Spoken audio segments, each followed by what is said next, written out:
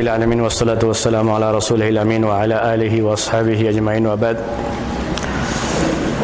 جامع العلوم والحکم کا درس آپ کے سامنے چل رہا تھا اور پہلی حدیث نیہ انما الاعمال بالنیات وہ حدیث آپ کے سامنے آئی تھی۔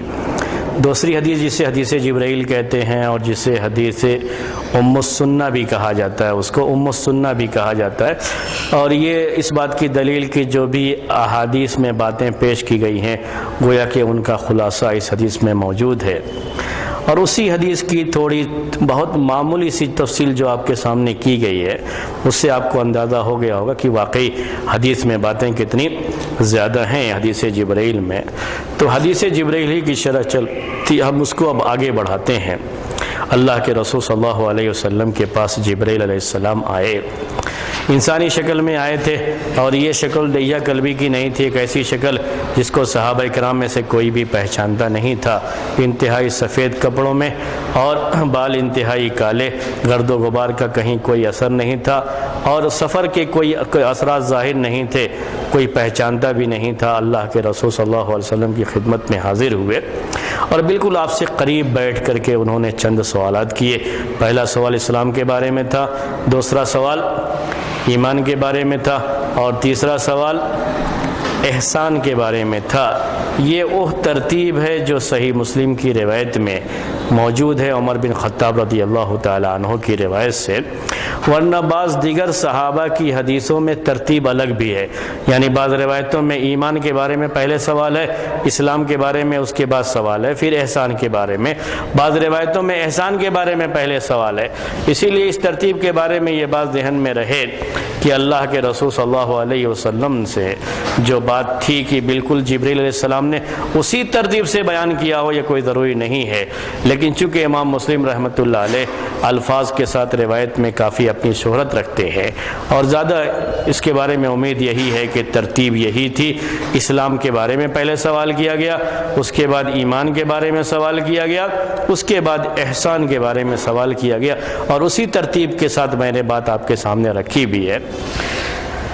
یہ جب جواب دے دیا اللہ کے رسول صلی اللہ علیہ وسلم نے احسان کا، تو احسان کے جواب میں ان تعبد اللہ، بعض روایتوں میں ان تخشى اللہ كأنك تراہ فإن لم تكن تراہ فإنه يراک، کہ اللہ کی خشیت اس انداز سے ہو گویا کہ تم اللہ کو دیکھ رہے ہو۔ اگر یہ کیفیت نہیں ہوتی ہے تو کم سے کم یہ کیفیت تو رہنی چاہیے کہ اللہ تم کو دیکھ رہا ہے، اللہ تم کو دیکھ رہا ہے۔ یہی احسان کا مطلب ہے، بہت سمپل سا، جو پچھلے ہفتے میں نے آپ کو سمجھایا تھا، بہت آسان سا۔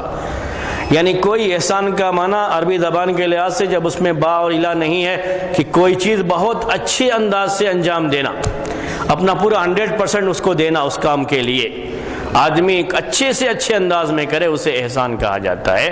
اور کوئی بھی کام اچھے سے اچھے انداز میں انجام دینے کے لیے یہ ضروری ہے کہ آدمی یہ رکھے، یہ عقیدہ رکھے، تصور رکھے کہ اللہ تبارک و تعالیٰ اسے دیکھ رہا ہے، اللہ تعالیٰ اسے دیکھ رہا ہے، یہ اچھی طرح سے ذہن میں رکھے، اور اللہ تعالیٰ کی نگرانی ہمیشہ اس کے ساتھ ہے۔ اللہ تعالیٰ کے ناموں میں سے ایک نام رقیب بھی ہے، اور رقیب کے اندر بھی یہ معنی پایا جاتا ہے۔ اللہ تعالیٰ کی نگرانی اس کے ساتھ ہے، ہمیشہ ہمیشہ اس کے ساتھ ہے، اور ہر کام کرتے ہوئے یہ سوچے کہ ہم جہاں کام کر رہے ہیں ہو سکتا ہے وہاں جو ہمارا ذمہ دار ہے، ہمارا باس ہے، جو ہمارے اوپر جو ہے حاکم ہے، اس کی نگاہ ہم پر نہ پہنچے، لیکن اللہ تبارک و تعالیٰ کی نگاہ میں ہمیشہ ہے، اللہ تبارک و تعالیٰ کی نگرانی میں وہ ہمیشہ ہے۔ یہی اس کا معنی ہے اور کچھ بھی نہیں ہے۔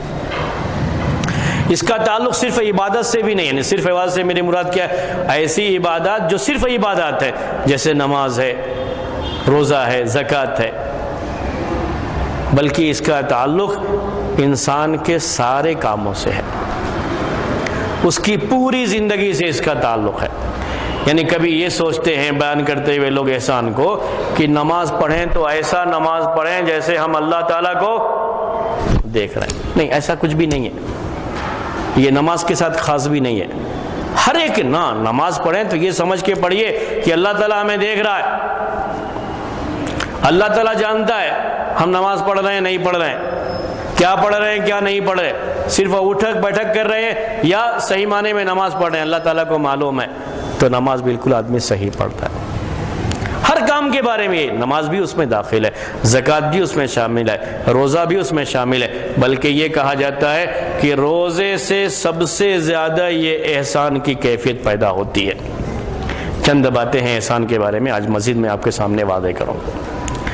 سب سے زیادہ اللہ تعالیٰ نے جو عبادت فرض کی ہے، صوم کی عبادت، اس کے ذریعے سے سب سے زیادہ احسان کی صورت اور احسان کی کیفیت انسان کے اندر پیدا ہوتی ہے، اور اسی کا نام تقویٰ بھی ہے۔ تقویٰ اصل کیا ہے؟ وہ شعور ہے، وہ احساس ہے کہ ہمیشہ ہم اللہ تعالیٰ کی نگرانی میں۔ اصل اس کے معنی ہیں بچنے اور ڈرنے کے ہوتے ہیں اس کے، تو یہ ڈرنا کیا، یہ خشیت کیا کہ ہم ہمیشہ اللہ تبارک و تعالیٰ کی نگرانی میں، اس کے سامنے۔ کوئی بھی کام کرنے سے پہلے ہم یہ سوچ لیں کہ ہم اللہ تعالیٰ کی نگرانی میں ہیں، اس کے سامنے۔ اور سب سے زیادہ یہ چیز پیدا ہوتی ہے صوم، اس عبادت سے، روزے کی عبادت سے۔ اسی لیے روزے کے بارے میں کہا اللہ تبارک و تعالیٰ نے کہ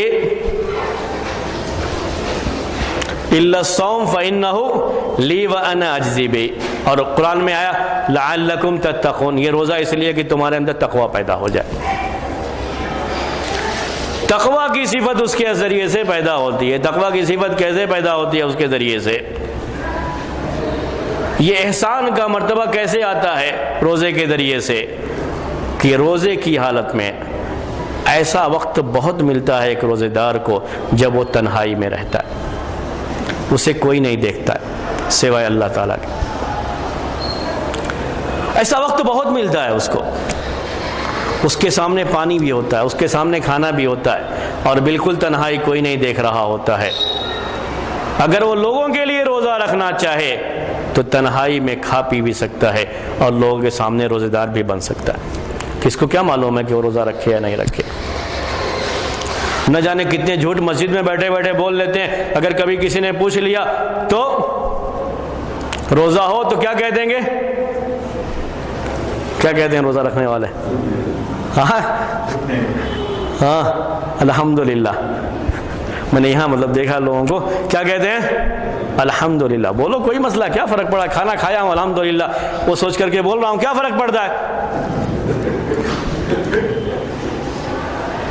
لوگوں کو ہی اگر ظاہر کرنا ہے کہ ہم روزے سے ہیں تو کوئی بھی جو اس طریقے سے کوئی پوچھے تو بھی الحمدللہ بول دے گا، کوئی مسئلہ نہیں ہے اس کو، یعنی الحمدللہ تنہائی میں کھا کے آیا ہوں، کوئی مسئلہ نہیں ہے، وہ سوچ کر کے بول لے سکتا ہے۔ روزہ دار بھی بنا ہوا ہے لوگوں کے سامنے، لیکن وہ تنہائی میں کیوں نہیں کھاتا ہے؟ اس کو ڈر کس کا ہے؟ صرف اللہ تعالیٰ کا۔ کیوں نہیں پیتا ہے؟ اس کو ڈر ہے اللہ تبارک و تعالیٰ کا۔ وہ جانتا ہے کہ اللہ تعالیٰ مجھے دیکھ رہا ہے، میں لوگوں کی نگاہوں سے بچا ہوا ہوں، لیکن اللہ تبارک و تعالیٰ کی نگرانی میرے ساتھ ہے۔ یہی عقیدہ ہے، یہی تصور ہے، یہی شعور ہے، اور اسی شعور کی وجہ سے وہ تنہائی میں بھی، جہاں اس کے لیے کھانے پینے کی ہر سہولت موجود ہو، وہاں پر بھی وہ کھاتا پیتا نہیں۔ اکیلے کمرے میں رہتا ہے آدمی، لیکن وہ بھی روزہ رکھتا ہے۔ اس کے گھر میں کھانے پینے کی ساری چیزیں ہیں، وہ بھی روزہ رکھتا ہے۔ اس کے ذریعے سے یہ شعور پیدا زیادہ بڑھتا ہے۔ کیوں نہیں جاتا؟ بھوک بھی لگی ہے، پیاس بھی لگی ہے۔ ان علاقوں میں جہاں پہ بہت سخت گرمی پڑتی ہے، روزہ رکھنا پڑتا ہے، پیاس کی بڑی شدت ہوتی ہے، لیکن آدمی اپنے ہاتھ میں پانی رکھتے ہوئے بھی جب وضو کرتا ہے، کلی بھی کرتا ہے، سب کچھ کرتا ہے، لیکن حلق کے اندر پانی لے کے نہیں جاتا۔ کیوں نہیں جاتا ہے؟ کس سے ڈر کر کے؟ اللہ تبارک و تعالیٰ سے ڈر کے۔ تو اللہ تبارک و تعالیٰ نے کہا کہ روزے کی اس عبادت سے تقویٰ بہت زیادہ پیدا ہوتا ہے، اور روزہ رکھنے کے لیے کہا گیا۔ اب یہاں ایک حدیث سے میں اور آپ کو جوڑتا ہوں، یہ بڑی اہم بات ہے جو خاص طریقے سے اس یعنی احسان کے اس مرتبے سے تعلق رکھتی ہے چیز۔ آپ نے یہ حدیث بارہا سنی ہے کہ اللہ کے رسول صلی اللہ علیہ وسلم نے فرمایا ہے نوجوانوں کو مخاطب کر کے کہ جن میں سے جو شادی کرنے کی طاقت رکھتے ہیں اسے شادی کر لیں، فلیتزوج، کیونکہ شادی کر لینے سے نگاہ نیچی ہو جاتی ہے، شرمگاہ کی حفاظت ہو جاتی ہے، یہ اس کے لیے ایک اہم ذریعہ ہے۔ اگر نہیں طاقت رکھتے ہیں شادی کی تو کہا اللہ کے رسول صلی اللہ علیہ وسلم نے کہ اسے روزہ رکھنا چاہیے۔ کیوں روزہ رکھنا چاہیے؟ فَإِنَّ الصَّوْمَ لَهُ وِجَاءٌ، صوم اس کی شہوت کو توڑنے کا ایک سبب بن جائے گا۔ یہ صوم کیوں رکھنے کے لیے؟ روزہ ہی کیوں کہا؟ کثرت سے نماز پڑھو، کثرت سے قرآن کی تلاوت کرو، کچھ اور نہیں کہا۔ کیا کہا؟ روزہ رکھو۔ تو بعض لوگ اس سے یہ سمجھتے ہیں کہ روزہ رکھیں گے تو کھانا کم کھائیں گے تو ہاں شہوت کم ہوگی، خواہش کم ہوگی۔ بعض لوگ یہ سمجھتے ہیں، حالانکہ یہ غلط ہے، وہ ایسا کچھ بھی نہیں ہے۔ آپ پوری دنیا کا جائزہ لیجئے، جو پیٹ بھرے لوگ ہوتے ہیں ان کے پاس شہوت کم ہوتی ہے، اور جس کے پیٹ جتنے خالی ہوتے ہیں شہوت ان کے پاس اتنی ہی زیادہ ہوتی ہے۔ آپ معلوم کر لیجئے، ویسے کبھی معلوم کرنا ہو تو، یہ جسم کی طاقت سے اس طاقت کا کوئی تعلق نہیں ہے، بلکہ اس کے الٹے ہے بات۔ آپ غریب مسکین لوگوں کو دیکھیں گے ان کے بچے بہت پیدا ہوتے ہیں۔ مالدار لوگ اگر چاہتے بھی ہیں کہ ہمارے بچے پیدا ہو جائیں تب بھی بچے نہیں پیدا ہوتے۔ ویسے اللہ تعالیٰ کی مرضی، جس کو چاہتا ہے دیتا ہے، الگ بات ہے، لیکن ہم ظاہری اسباب کی بات کر رہے ہیں۔ شہوت جتنی ان کے پاس ہوتی ہے اتنی ان کے پاس نہیں ہوتی۔ نہ کھانے سے یہ شہوت ختم ہو جاتی ہے، ایسا کوئی معاملہ نہیں ہے۔ صحابہ کرام کے پاس کھانا زیادہ نہیں تھا بلکہ کم تھا، لیکن رمضان کے مہینے میں بھی دن کے وقت میں صرف صبر کر لینا ان کے لیے بہت مشکل۔ اس صحابی کو جانتے ہیں آپ، جس صحابی نے رمضان کے مہینے میں اپنی بیوی سے ہم بستری کر لی تھی؟ وہ حدیث یاد ہے کہ یاد دلاؤں؟ یاد ہے تو بات سمجھ گئے ہوں گے آپ، اس لیے میں بول رہا ہوں۔ انہوں نے جب آ کر کے یہ کہا کہ میں نے دن میں یہ کر لیا ہے، میں ہلاک ہو گیا، اللہ کے رسول صلی اللہ علیہ وسلم آپ مجھے پاک کیجیے، تو کیا ہو گیا؟ دن میں نے بیوی سے مل لیا، یہی انہوں نے کہا تھا۔ وہ صحابی، ان کی گھر کی حالت کیا تھی؟ جب ان کو کھجور دی گئی کہ جو ہے یہ غریبوں میں تقسیم کرو، تو کہا کہ ہم سے زیادہ غریب کوئی گھر مدینے میں نہیں ہے۔ کہا تھا یا نہیں کہا تھا؟ جب ان سے اللہ کے رسول صلی اللہ علیہ وسلم نے کہا 2 مہینے، اگر گردن نہیں آزاد کر سکتے 2 مہینے لگاتار روزہ رکھو، تو کہا کہ طاقت نہیں رکھتا ہوں میں۔ کیا چیز تھی؟ یعنی یہ شہوت جو ہم 1 مہینے میں ہم کنٹرول نہیں کر پا رہے ہیں دین کے وقت میں، تو 2 مہینے اگر مستقل ہو، ورنہ اور کوئی چیز نہیں ہے کہ میں روزہ رکھ ہی نہیں سکتا، پہلے ہی گھر میں کھانے کے لیے نہیں تھا۔ تو روزہ رکھ لینے سے شہوت ختم ہو جائے گی، ایسا کوئی معاملہ نہیں ہوتا ہے، ایسی کوئی چیز اس میں نہیں ہے کہ وہ شہوت ختم ہو جائے گی، بلکہ روزہ رکھنے سے جو چیز پیدا ہوتی ہے وہ چیز کیا ہے؟ وہ تقویٰ ہے، وہ احسان کا درجہ ہے، کہ ہمیشہ آدمی یہ سوچے گا کہ ہم کس کی نگرانی میں ہیں؟ اللہ تبارک و تعالیٰ کی نگرانی میں ہیں۔ وہ اپنی نگاہ بھی، شادی کا اصل مقصد ہے نگاہ کو نیچے رکھنا، شرمگاہ کی حفاظت کرنا، اور جب احسان کا درجہ آ جاتا ہے تو یہ نگاہ بھی نیچی ہوتی ہے اور یہ شرمگاہ کی بھی حفاظت ہوتی ہے۔ آپ کے سامنے یوسف علیہ السلام کی مثال میں نے اس سے پہلے بھی پیش کی تھی۔ اگر واقعی معنی میں یہ احساس رہتا ہے کہ ہم ہمیشہ اللہ کی نگرانی میں ہیں، تو بندہ اپنے آپ پر کنٹرول کرتا ہے، اور چاہے کتنی ہی تنہائی مل جائے، کتنی ہی تنہائی اسے میسر ہو جائے، صرف اس لیے چھوڑتا ہے کہ اللہ کا تقویٰ اس کے دل میں ہے، یہ احساس ہے کہ ہم اللہ تعالیٰ کی نگرانی میں ہیں۔ اس چیز کو پیدا کرنا مقصود ہے وہاں پر، اور یہی احسان کا مطلب ہے۔ احسان کا مطلب صوفیہ نے یہ سمجھا، آج کا خاص درس یہی ہے، صوفیہ نے یہ سمجھا کہ احسان کا مطلب ہے اللہ کے اس میں تصور میں فنا ہو جانا، اور جب آپ اپنے آپ کو اللہ کے تصور میں بالکل فنا کر لیں گے تو اللہ تعالیٰ کو اس دنیا میں دیکھ بھی سکتے ہیں۔ یہ اصل احسان کا درجہ ہے، اور جب یہ کیفیت پیدا ہو جاتی ہے انسان کے اندر، تو پھر وہ جو ظاہری چیزیں عبادات ہیں، یہ نماز پڑھنا، یہ کرنا، ان سب سے وہ اس آدمی کو چھٹکارا مل جاتا ہے، اس لیے کہ وہ کس مرتبے کو پہنچ گیا ہے؟ احسان کے مرتبے کو پہنچ، وہ ایک الگ مرتبہ، ان کے ایک الگ تصور ہے۔ یہ ساری چیزیں کہاں سے پیدا ہوئیں کہ ہم نے احسان کو کوئی الگ سے چیز سمجھ لیا۔ عام مسلم مومن یہ احسان کے درجے میں نہیں ہوتا ہے، یا وہ احسان کے درجے کو نہیں پہنچے گا، بلکہ یہ ایک خاص درجہ ہوتا ہے، یہ ان لوگوں کو حاصل ہوتا ہے جو کہیں بیٹھ کر کے اللہ اللہ کرتے ہوں تو ان کو بعد میں یہ درجہ حاصل ہو جاتا ہے۔ جو آدمی اپنے آپ کو بھول جائے اللہ کے لیے تو اس کو یہ درجہ حاصل ہو جاتا ہے کہ پھر وہ اللہ تبارک و تعالیٰ کو دیکھ بھی سکتا ہے۔ احسان کی یہ تفسیر کی انہوں نے کیسے کی، دیکھیے میں اب تھوڑا الفاظ لکھتا ہوں، انہوں نے اس کو کیسے بیان کیا وہ آپ کو زیادہ سمجھ میں آئے گا۔ دیکھیے اس کو بورڈ پہ،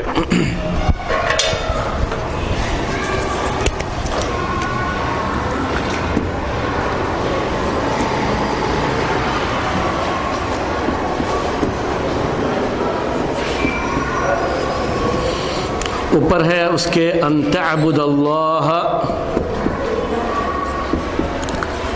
کأنک تراہ،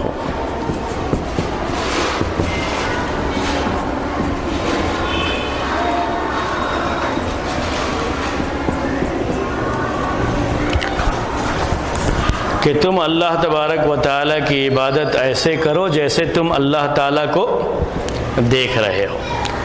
فَإِن لَمْ تَكُن تَرَاهُ فَإِنَّهُ يَرَاكَ، اگر تم اس کو نہیں دیکھ رہے ہو تو وہ تم کو دیکھ رہا ہے۔ فَإِنَّهُ يَرَاكَ، یہ اس کا اردو میں معنی۔ دیکھیے وہ کیا کرتے ہیں، اس کو یہ بڑی عجیب عجیب کاریگری ہوتی ہے، وہ یہاں پہ رک جاتے ہیں۔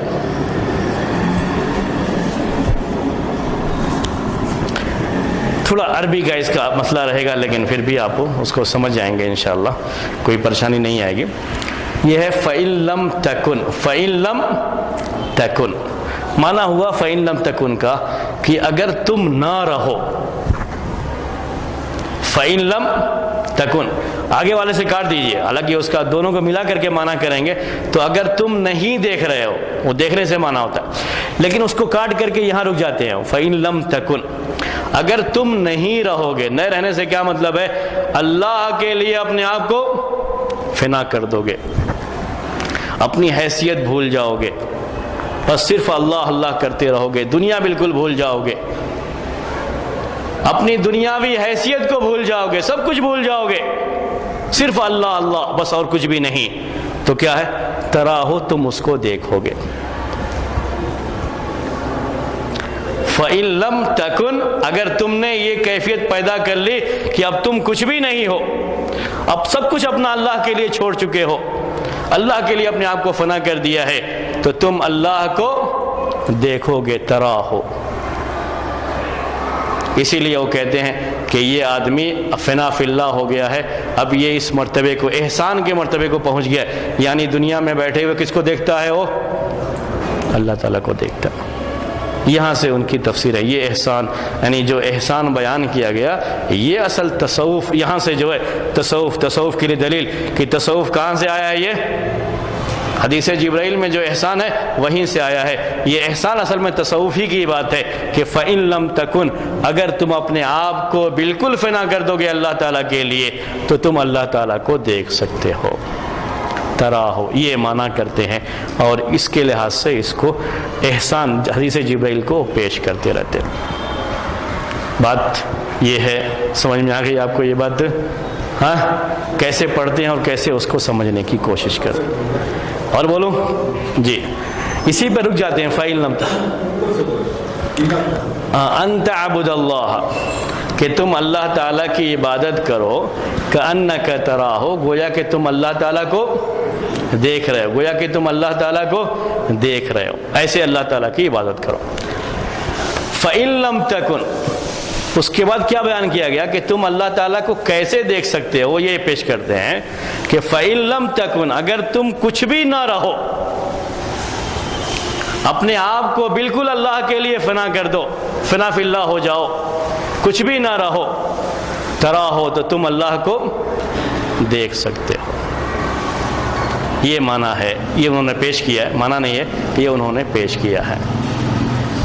حافظ ابن حجر رحمۃ اللہ علیہ نے ان کی یہ تفسیر اپنی کتاب فتح الباری جو حدیث کی شرح ہے، اور اس میں حدیث جبریل اس میں بھی ہے، ابو ہریرہ رضی اللہ تعالیٰ عنہ اس کے راوی ہیں، عمر بن خطاب نہیں ہے، تو وہ حدیث اس میں بھی ہے۔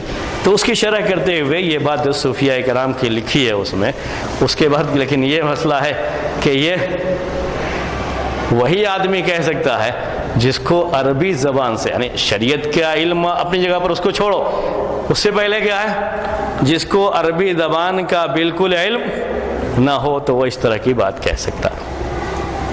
وہ کیسے؟ دیکھیے، فَإِن لَمْ تَكُن، یہاں اگر آپ رک کر کے یہ پڑھتے ہیں تراہو، تو پھر یہ ایسے نہیں رہے گا، ایسے لکھا جائے گا۔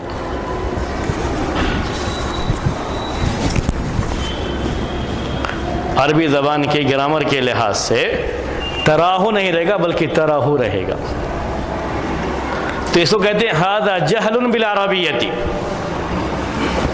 گویا کہ عربی زبان سے واقف نہیں ہے ایسا کہنے والا۔ اگر یہاں رک کر کے اس کو پڑھا جائے گا تو ایسے لکھا ہوا رہے گا، یہ ساری روایتوں میں ایسے لکھا ہوا ہے، اور ویسے ہی پڑھا بھی گیا ہے اس کو تراہو نہیں پڑھا گیا ہے، پہلی بات۔ دوسری بات کیا ہے، اگر آپ یہیں رک کر کے یہاں پورا کرو گے تو یہ سینٹنس بیکار ہے، اور اللہ کے رسول صلی اللہ علیہ وسلم کا کوئی بھی سینٹنس، کوئی بھی جملہ بیکار نہیں ہونا چاہیے۔ عربی زبان میں عربی گرامر کے لحاظ سے شرط اور جزا، یہ اس کو ادوات شرط میں شمار کرتے ہیں، یہ شرط کنڈیشن بیان کرنے، اگر ایسا ہوا تو ایسا ہوگا، تو اس کے لیے دو سینٹنس آتا ہے، ایک کو جملہ شرط کہتے ہیں اور ایک کو جملہ جزا کہتے ہیں۔ تو یہاں اس کے لحاظ سے فَإِن لَمْ تَكُن تَرَاهُ ایک ساتھ ہم پڑھتے ہیں تو یہ جملہ شرط ہے، اس کا جواب کیا ہے، فَإِنَّهُ يَرَاكَ۔ اگر آپ یہ کہتے ہو کہ فَإِن لَمْ تَكُن یہ جملہ شرط ہے تو تراہو اس کا جواب ہے، تو پھر یہ سینٹنس بیکار ہو گیا، کوئی فائدہ نہیں اس کا پھر اس میں آپ کو اس کو چھوڑ کے دوسری مثال پیش کرتا ہوں، یعنی اس کے وہ کیسے دو سینٹنس آتے ہیں اس میں۔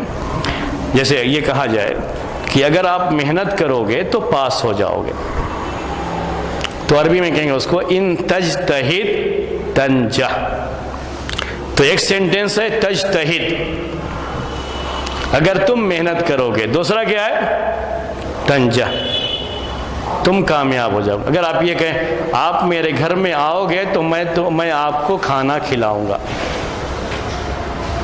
تو پہلا کیا ہے، آپ میرے گھر آؤ گے، دوسرا کیا ہے، میں کھانا کھلاؤں گا، دو سینٹنس ہوتے ہیں اس میں۔ اسی لحاظ سے یہاں ان ہے، ان یہی اگر کنڈیشن کیا، اگر تم نہیں دیکھ سکتے اللہ تبارک و تعالیٰ کو، فَإِنَّهُ یراک، تو اللہ تمہیں دیکھ رہا ہے، یہ پہلا سینٹنس، یہ دوسرا سینٹنس۔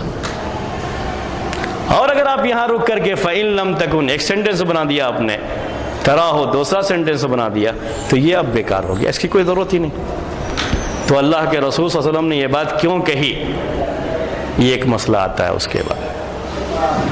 تو اس حدیث سے جو ہمیں بات سمجھ میں آتی ہے اور جو عربک زبان کے گرامر کے لحاظ سے ہے، وہ کیا ہے کہ آپ کو رکنا ہے پہلے یہاں فَإِن لَمْ تَكُن تَرَاهُ فَإِنَّهُ يَرَاكَ، کہ اگر تم اللہ تبارک و تعالیٰ کو نہیں دیکھ رہے، اور یہی بات ہے کہ دنیا میں رہتے ہوئے کوئی اللہ تعالیٰ کو دیکھ نہیں سکتا، تو ہمیشہ کیا یاد رکھو، اللہ تم کو دیکھ رہا ہے، فَإِنَّهُ يَرَاكَ فَإِنَّهُ يَرَاكَ۔ اور دنیا میں رہتے ہوئے اللہ تعالیٰ کو دیکھنا ممکن نہیں ہے، اور صرف یہی عقیدہ ہے کہ اللہ تعالیٰ ہم کو دیکھ رہا ہے، لیکن کام کرنے کے وقت میں کہا اللہ کے رسول صلی اللہ علیہ وسلم نے کہ ان تعبد اللہ کأنک تراہ، کہ تم اللہ کی عبادت ایسے کرو، اور عبادت میں یہ سب کام شامل ہے، میں نے آپ سے کہا جو بھی جائز کام ہوتے ہیں یا جو بچنا جہاں ضروری ہے وہ ساری چیزیں اس میں شامل ہیں، ایسے جیسے تم اللہ تعالیٰ کو دیکھ رہے ہو، جیسے تم دیکھ رہے ہو یہ نہیں کہا گیا، جیسے تم دیکھ رہے ہو۔ اور میں نے آپ کو مثال دے کے سمجھایا تھا پچھلے ہفتے درس میں کہ جیسے آپ کمپنی میں کام کر رہے ہیں، آپ کا مالک آپ کے سامنے ہے۔ تو کام کرنے کی آپ کی کیا کیفیت ہوتی ہے؟ ہمیشہ کام کرنے کے وقت میں آپ کو یہی رہنا چاہیے گویا کہ آپ اللہ تعالیٰ کو دیکھ رہے ہیں۔ اللہ تعالیٰ کو دیکھ رہے ہیں یہ نہیں کہا گیا، گویا کی دیکھ رہے ہیں، ایسا سمجھو کہ دیکھ رہے ہیں۔ اگر اتنا نہیں آ پا رہا ہے ذہن میں کہ ہم اللہ تعالیٰ کو دیکھ رہے ہیں جبکہ اونچا درجہ ہے وہ، تو کم سے کم کیا ہونا چاہیے؟ اللہ ہم کو دیکھ رہا۔ یہی احسان کا مطلب ہے، یہی اس حدیث کا مطلب ہے۔ لیکن لوگوں نے اس سے کچھ اور باتیں بھی سمجھی، بیان کی، وہ میں نے آپ کے سامنے پیش کر دیا۔ لیکن یہ جو پیش کیا جاتا ہے عربی زبان کے گرامر کے لحاظ سے بھی اور شریعت کے احکام کے لحاظ سے بھی، قرآن کی آیات اور صحیح احادیث کے لحاظ سے بھی بالکل صوفیہ کی یہ بات غلط ہے، کیونکہ اللہ تبارک و تعالیٰ کو دنیا میں رہتے ہوئے کوئی بھی شخص ان آنکھوں سے دیکھ نہیں سکتا۔ اس کے بارے میں قرآن میں بھی احادیث میں بھی اس کے تعلق سے بیان ہے۔ اور قیامت کے دن دیکھیں گے، مومنین دیکھیں گے، جنت میں مومنین دیکھیں گے اللہ تبارک و تعالیٰ کو، اس کے بارے میں احادیث میں بیان ہے۔ تو یہ ایک دوسری دنیا ہے، دنیا میں رہتے ہوئے یہ چیز نہیں ہوگی۔ یہ بات تھی احسان کے تعلق سے۔ احسان کا جواب ہو جانے کے بعد پھر سوال کیا جبرائیل علیہ السلام نے، پھر سوال کیا جبرائیل علیہ السلام نے، جی اب ہماری جو یہ ہوگی وہ ذرا جلدی جلدی جائے گی، تو وہ چیز جو پہلے آپ کے پاس پرنٹ آؤٹ ہوتا تھا کتاب کا وہ رہے تو زیادہ اچھا ہے۔ میں ویسے آپ کو آج پڑھ کے سنا رہا ہوں آگے کا۔ اس کے بعد سوال کیا کہ قیامت کب ہوگی، متی الساعۃ، قیامت کب آئے گی۔ اگلا سوال، 3 کے بعد اگلا سوال قیامت کے بارے میں تھا، تو اللہ کے رسول صلی اللہ علیہ وسلم نے جواب دیا، مل مسئول عنہا بعالم من السائل، کہ قیامت کے بارے میں جس سے سوال کیا جا رہا ہے وہ سوال کرنے والے سے زیادہ نہیں جانتا ہے۔ مل مسئول عنہا بعالم من السائل۔ میں یہ جواب لکھتا ہوں کیونکہ اس جواب میں بھی بڑی حکمت ہے اور بڑی جامعیت ہے۔ مل مسئول عنہا بعالم من السائل۔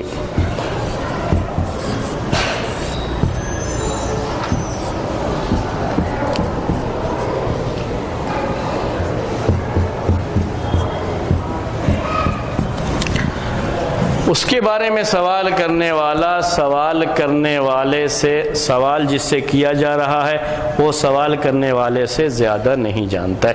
سوال تھا قیامت کب آئے گی، اور قیامت کب آئے گی یہ علم صرف اللہ تبارک و تعالیٰ کو۔ بعض روایتوں میں یہ بیان ہے کہ فی خمس لا یعلمہن الا اللہ، یہ ان 5 چیزوں میں سے ایک ہے جس کا علم اللہ تعالیٰ کے علاوہ کسی کو نہیں۔ یہ غیب کا یہ وہ علم ہے جو اللہ تعالیٰ کے علاوہ کسی کو علم نہیں۔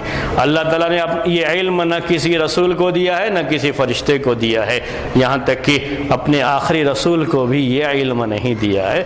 تو جب جبرائیل علیہ السلام نے آ کر کے پوچھا، اور جن سے پوچھا وہ کون ہے؟ آخری رسول محمد صلی اللہ علیہ وسلم ہے، تو مسئول عنہ یا مسئول جو ہے اس میں جو اللہ کے رسول صلی اللہ علیہ وسلم ہے، اور سائل یہ جبرائیل علیہ السلام ہے۔ یہ بات مسئول اللہ کے رسول صلی اللہ علیہ وسلم ہے، سائل جبرائیل علیہ السلام ہے۔ سوال یہ آتا ہے کہ جب جبرائیل علیہ السلام کو یہ معلوم ہے کہ نہیں معلوم ہے ان کو، تو پھر انہوں نے سوال کیوں کیا؟ اب تک کے جتنے بھی سوال تھے سب کے جواب دیے نہیں دیے؟ اگرچہ کہ آپ شاگرد تھے اور جبرائیل استاد تھے، معلم تھے، لیکن سارے سوالوں کے جواب دیے، اور مقصد تھا دوسروں کو سکھانا سوال جواب کے ذریعے سے۔ تو پھر اس میں جب معلوم ہے کہ ان کو علم نہیں ہے تو پھر اس سوال کی ضرورت کیا تھی؟ ہاں بولیے، یہاں تھوڑا تھوڑا جو ہے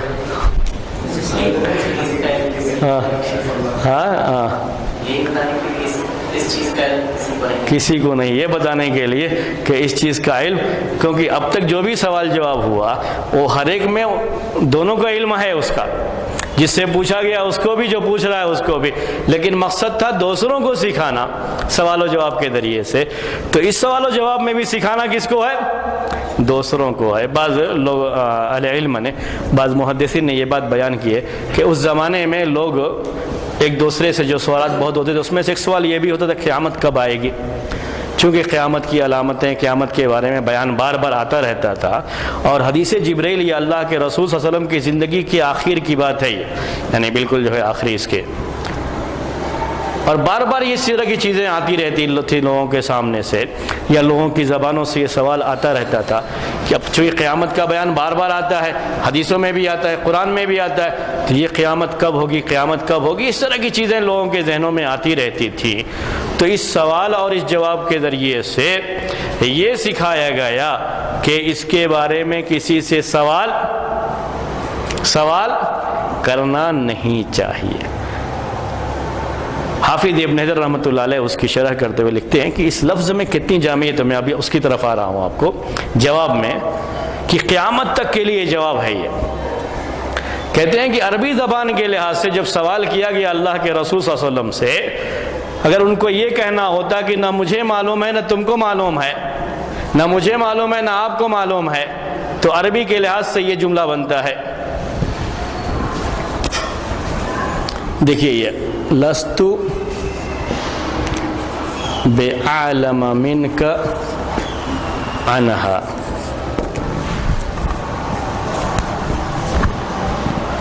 جب پوچھا قیامت کب قائم ہوگی اور اللہ کے رسول صلی اللہ علیہ وسلم کو یہ کہنا ہے کہ میں اس کے بارے میں آپ سے زیادہ نہیں جانتا ہوں، تو کیا عربی میں جملہ بنتا ہے؟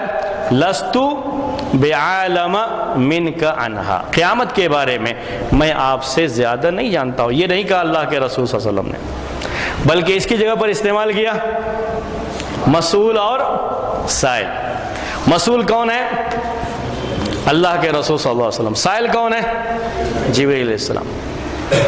تو اس کی جگہ پر یہ ہونا چاہیے تھا کہ لست بعالم منک، عربی زبان کے لحاظ سے یہی جملہ بنتا ہے وہاں پہ، لیکن آپ نے وہ جواب نہیں دیا۔ کیا کہا ہے؟ دیکھیے، مل مسئول عنہا بعالم من السائل۔ حافظ ابن حجر رحمۃ اللہ علیہ کہتے ہیں کہ اس جواب کے ذریعے سے اللہ کے رسول صلی اللہ علیہ وسلم نے یہ بتا دیا کہ دنیا میں چاہے کوئی بھی مسئول ہو اور کوئی بھی سائل ہو، مسئول سائل سے زیادہ نہیں جانے گا، یعنی نہ مسئول کو علم ہوگا اور نہ سوال کرنے والے کو علم ہوگا۔ یعنی صرف یہ نہیں ہے کہ مجھے آپ سے زیادہ علم نہیں ہے، مجھے نہیں ہے آپ کو بھی علم نہیں، یہ نہیں ہے، بلکہ دنیا میں چاہے جو بھی اس کے بارے میں سوال کرے اور چاہے جس سے بھی اس کے بارے میں سوال کیا جائے، نہ سوال کرنے والا جانے گا اور نہ جواب دینے والا جانے گا اس کے بارے میں۔ اب اس کے ذریعے سے کیا تعلیم دی گئی کہ آئندہ کبھی اس کے بارے میں سوال نہیں آنا چاہیے، یہی تعلیم ہے اس کے اندر۔ کبھی بھی قیامت کب قائم ہوگی اس کے بارے میں سوال نہیں آنا چاہیے، اور اس جواب میں اللہ کے رسول صلی اللہ علیہ وسلم نے یہی تعلیم دی ہے، یہی سکھایا ہے ان کو۔ بات واضح ہے؟ کیا جواب ہے؟ مل مسئول عنہا بعالم من السائل، کوئی بھی جس سے سوال کیا جائے وہ سوال کرنے والے سے زیادہ نہیں جانتا ہے قیامت کے وقت کے بارے میں، یعنی چاہے دنیا میں کوئی بھی شخص ہو جس سے سوال کیا گیا ہو، اور سوال کرنے والا بھی چاہے کوئی بھی ہو، نہ سوال کرنے والے کو علم ہوگا نہ جواب دینے والے کو علم ہوگا، تو پھر ایسا کوئی سوال کرنا ہی نہیں چاہیے۔ یہی اس کے اندر تعلیم دی گئی کہ کبھی قیامت کب قائم ہوگی اس کے بارے میں سوال نہیں کرنا چاہیے۔ یہ ٹکڑا سمجھ میں آ گیا آپ کو؟ مل مسئول عنہا بعالم من السائل، جس سے سوال کیا گیا ہے وہ سوال کرنے والے سے زیادہ نہیں جانتا ہے، یہ اللہ کے رسول صلی اللہ علیہ وسلم نے اس کے بارے میں جواب دیا۔ اب ایک سوال دوسرا آتا ہے، ٹھیک ہے قیامت کب قائم ہوگی اس کے بارے میں تو کسی کو علم نہیں ہے، اور وہ تعلیم بھی دے دی گئی صحابہ کرام کو، اور صحابہ کرام اور دنیا میں قیامت تک جو آنے والی یہ ہیں نسل ہے، جو امت ہے اللہ کے رسول صلی اللہ علیہ وسلم کی، پوری امت کو یہ تعلیم دے دی گئی کہ کبھی قیامت کب قائم ہوگی اس کے بارے میں سوال نہیں آنا چاہیے، کوئی سوال نہ کرے اس کے بارے میں۔ لیکن ایک دوسری بات ہے، وہ کیا ہے کہ قیامت کی علامتیں کیا ہیں۔ تو اس کے بعد جبرائیل علیہ السلام نے یہ سوال چھوڑ دیا، تعلیم جو دینا تھا صحابہ کرام کو تعلیم دے دی گئی، اور پوری امت کو جو تعلیم دینا ہے وہ بھی دے دی گئی کہ کوئی آدمی آئندہ سے اس کے بارے میں سوال نہ کرے۔ لیکن ایک دوسرا سوال ہو سکتا ہے، وہ سوال کیا ہے کہ علامات قیامت کیا ہیں۔ تو اگلا سوال جبرائیل علیہ السلام نے یہ کیا اللہ کے رسول صلی اللہ علیہ وسلم سے کہ آپ بتائیے وما اماراتھا، اب تک اسلام کیا ہے، ایمان کیا ہے، احسان کیا ہے، قیامت کب قائم ہوگی، اب سوال ہے قیامت کی علامتیں کیا ہیں۔ علامت کے لیے عربی زبان میں اشرات کا لفظ بھی استعمال ہوا ہے، امارات کا لفظ بھی استعمال ہوا ہے کہ قیامت کی علامتوں کے لیے اشراط الساعہ بھی کہا جاتا ہے اور امارات الساعہ بھی کہا جاتا ہے کہ قیامت کی علامتیں کیا ہیں۔ اللہ کے رسول صلی اللہ علیہ وسلم نے ظاہر سی بات ہے پوری علامتیں آپ بیان نہیں کر سکتے تھے، لیکن کچھ علامتیں آپ نے بیان کر دی ہیں۔ تو قیامت کی یہ علامت انشاءاللہ آپ کے سامنے اگلے درس میں آئے گی، اس کی تفصیلات آپ کے سامنے آئیں گی جو آپ نے بیان کی ہیں اس حدیث میں۔ ورنہ قیامت کی علامتیں جو آپ نے چھوٹی علامتیں بڑی علامتیں بیان فرمائی ہیں وہ بہت زیادہ ہیں۔ اگر ہم یہ درس بھی بالکل ایمان والا درس شروع کریں گے تو پھر یہ لمبا جائے گا، جو اتنی بھی، اسی لیے میں نے آپ سے کہا کہ حدیث جبرائیل میں یہ ساری باتیں ہیں۔ اگر آدمی صحیح معنی میں حدیث جبرائیل کو سیکھے تو دین پورا سیکھ جاتا ہے۔ تو وہ پوری علامتیں جو بیان کی گئی ہیں، چھوٹی سے چھوٹی علامتیں اور اس کے بعد بڑی علامتیں، اگر وہ تفصیل آپ جاننا چاہتے ہیں تو اس کے بارے میں آپ مجھے بتا دیں گے کہ یہ تفصیلیں اگر چاہیے تو ہم تفصیل شروع کر سکتے ہیں، نہیں تو جو اس حدیث میں بیان کیا گیا ہے اسی کو بیان کر کے ہم آگے بڑھیں گے۔ سبحانک اللہم و بحمدک اشہد ان لا الہ الا انت استغفرک و اتوب الیک۔